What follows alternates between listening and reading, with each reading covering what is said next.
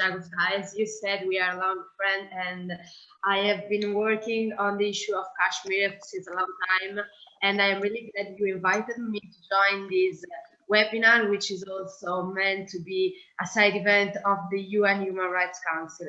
I am also glad for my colleagues and for what they have said. And just because we are asking why we cannot get justice and women in Kashmir cannot get justice, I would like to start from some points that probably my colleagues have already highlighted. First of all, the fact that we are dealing with one of the mostly militarized areas of the world. And we are dealing with women that are seeing their violations in many fields. I would like to say that women are facing Kashmiri women are facing their human rights violated and their freedom restricted. But on the other hand, they are also suffering due to the gender sexual based violence, which is related to the occupation and to the illegal occupation that Indian government and Indian soldiers are imposing to those territories.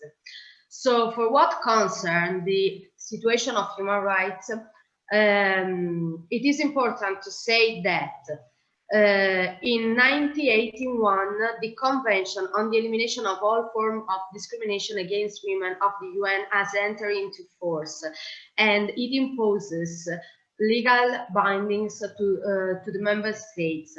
India has ratified it, and it has become a member state of this convention in 1993. So Indian government has many duties related to this convention, such as the duty to grant social, political, economic, and whatever kind of rights to women. Also the women that are living in the illegal occupied territories of Kashmir.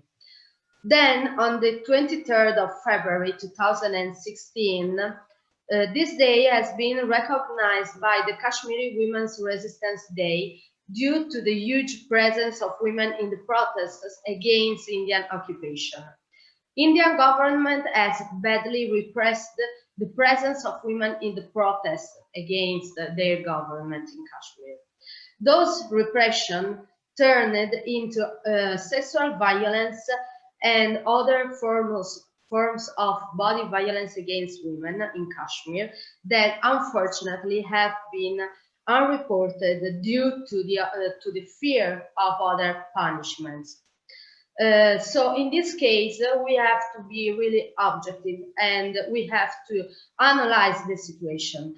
This is a violation of international humanitarian law. Given that India is occupying the Kashmiri territories, we are dealing with humanitarian law, and the Indian government has to fulfill the 4th Geneva Convention, which takes into relation and into account the lives of people living under occupation and siege. And I would like to remind that there is an illegal lockdown in Kashmiri territories ongoing since August 2019. Then, given that we have said what can we do, we can keep on speaking up, keep on working beside the UN Human Rights Council. But there are other recommendations, given that this is a side event of the UN, there are other recommendations that I would like to address to the Indian government.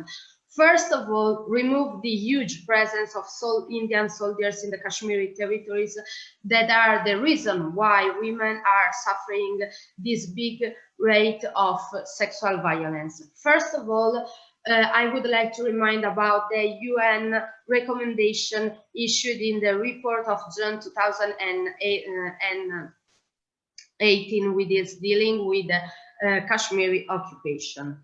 As we know, in a territory where warfare is ongoing, it is possible, unfortunately, that rapes and body violations against women may have high ranks. Then I would wish that the international community may take all the possible steps in relation to the responsibility to protect, and the UN may establish a commission for inquiry for the crimes committed mostly against women in Kashmir.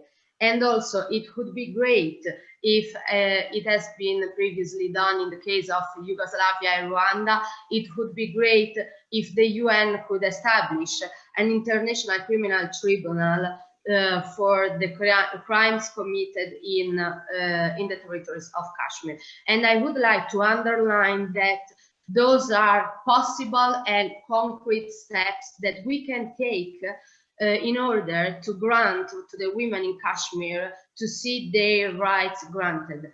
And lastly but not least, yes, I also would like to underline that body violations in times of war are part of crimes against humanity and genocide. So that's why I strongly would like to ask to the UN to establish an international criminal tribunal. And furthermore, the Indian occupation would let humanitarian staff into the territories, into the Kashmiri occupied territories, in order to give a direct and concrete sustain to women and to children, not only for their psychological but also for their physical damage.